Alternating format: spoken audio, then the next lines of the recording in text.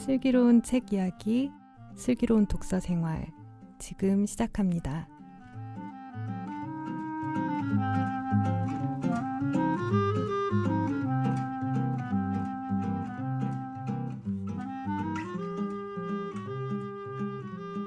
여러분의 슬기로운 독서 생활의 가이드, 슬기로운 독서 생활 지금 시작합니다.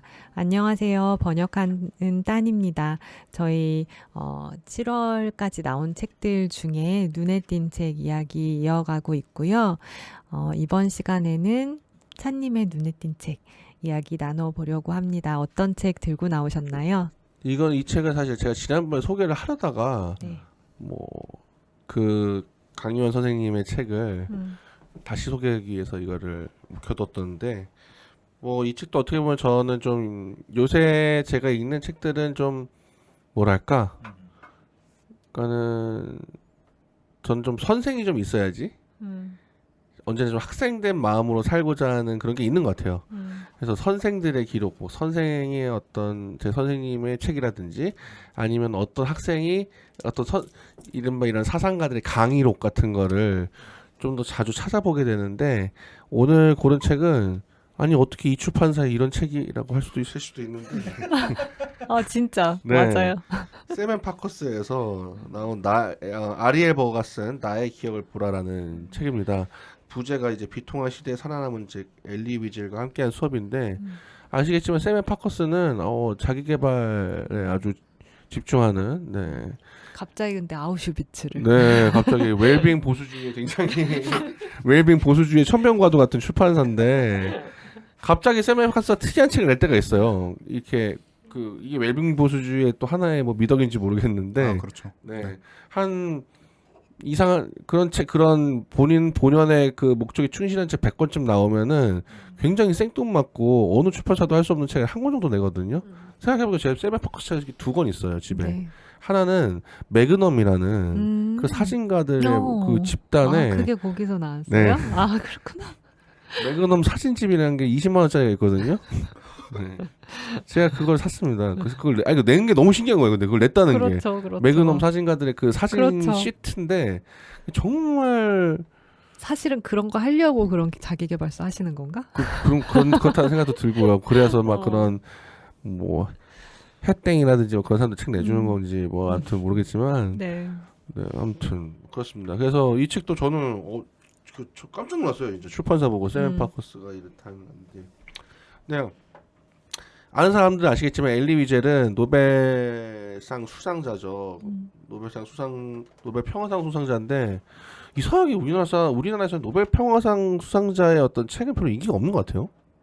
그러게요. 그러니까 노벨 문학상 말고 평화상. 맞아. 그렇지 않나요? 넬슨 만델라가 책 썼다고 해서 베스트셀러 되지 않고 그래서 엘리 위젤도 사실은 왜 그럴까? 우리는 되게 평화가 절실한 이슈인데. 그렇죠. 우리처럼 평화가 필요한 나라도 없는데 우리 이상하게 조금 평화생 수상자들 무시하는 경향이 한 명 냈다 이거죠. 네. 그런가? 그런가. 김대중이면 됐지?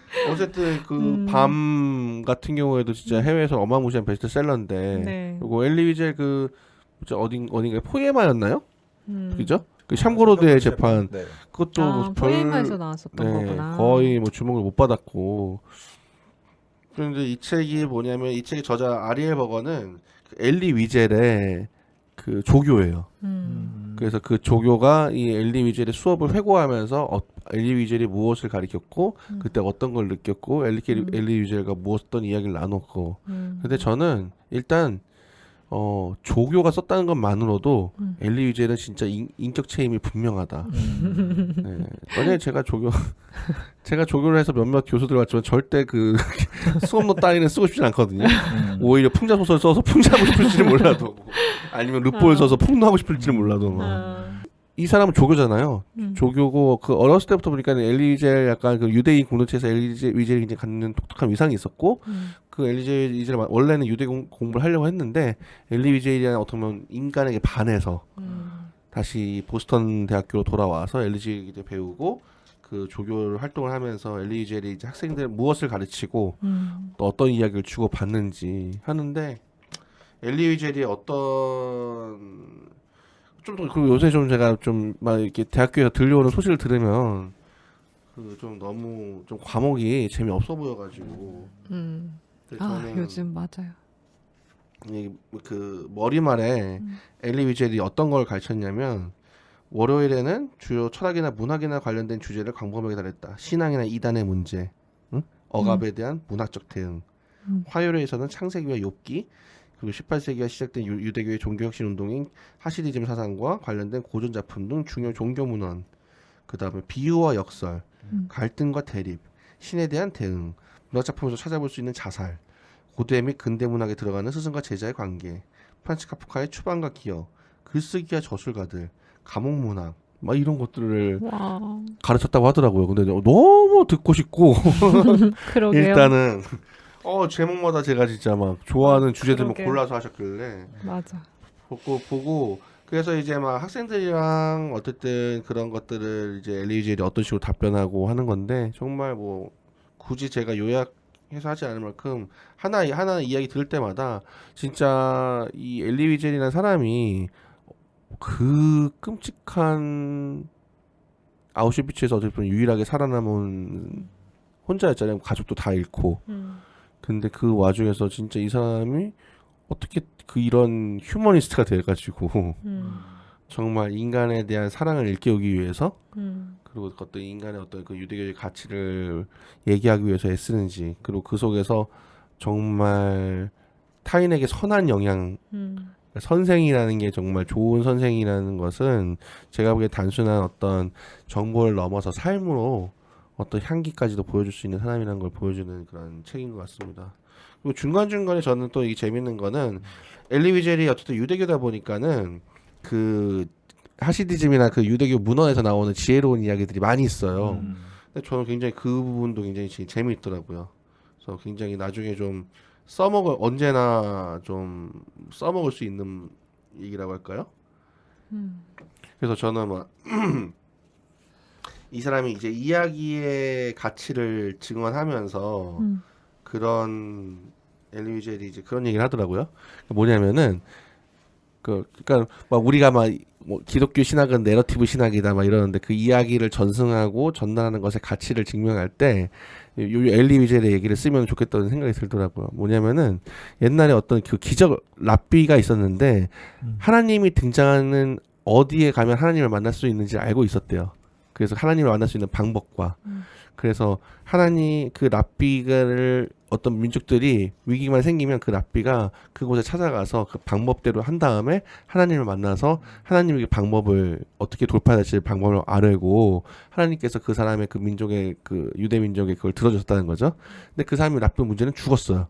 근데 그 다음에 이제 또 다른 랍비가 이어받았는데 그 랍비는 그 정확한 곳은 모르지만 곳은 이제 까먹은 거예요. 시간이 흘러가지고.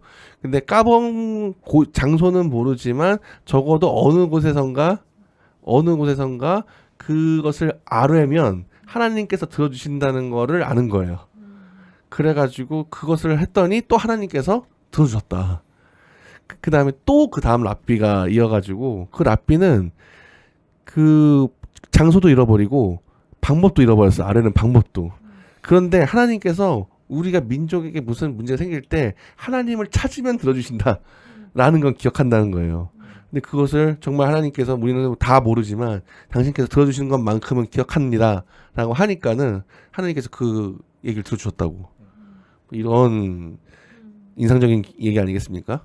이런 아름다운 이야기들이 곳곳에 등장하면서 어떤 이야기의 가치, 우리가 어떤 한 사람의 어떤 이야기, 어떤 한 인격체의 가치, 그다음에 문학의 가치, 그다음에 인문학의 가치 이런 것들을 아주 제가 지난번에 추천해드린 그 강연 선생님이 굉장히 아주 강직한 태도로 정말 텍스트주의자의 태도를 그랬다면 이 엘리 위젤은 진정한 어떤 휴머니스트의 태도, 굉장히 따스하고 그러면서도 굉장히 그 안에서는 그 사람은 필연적으로 인간을 이해하지 않으면 안 돼. 이 당위가 있는 사람이 인간에 대한 이해, 어느 정도 이해에 도달하고 그것을 다른 사람들과 나누려는 그 노력을 살필 수 있는 아주 좋은 책이라고 생각합니다. 네.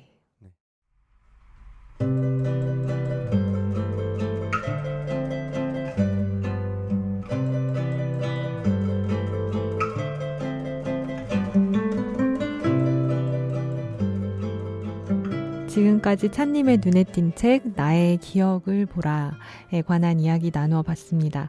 추가로 궁금하신 사항 있으시면 유튜브 파티 팟빵 댓글 활용하셔서 질문 남겨주시고요. 어떤 경로로 들으시든지 많은 구독 부탁드립니다. 슬기로운 독서 생활은 언제나 청취자 여러분의 슬기로운 독서를 응원합니다. 각자 고유한 독서길 찾아가시는데 저희와 함께 나눈 이야기가 작은 도움이 되드릴 수 있었으면 좋겠습니다. 다음 방송에서 만나요. 감사합니다. 감사합니다.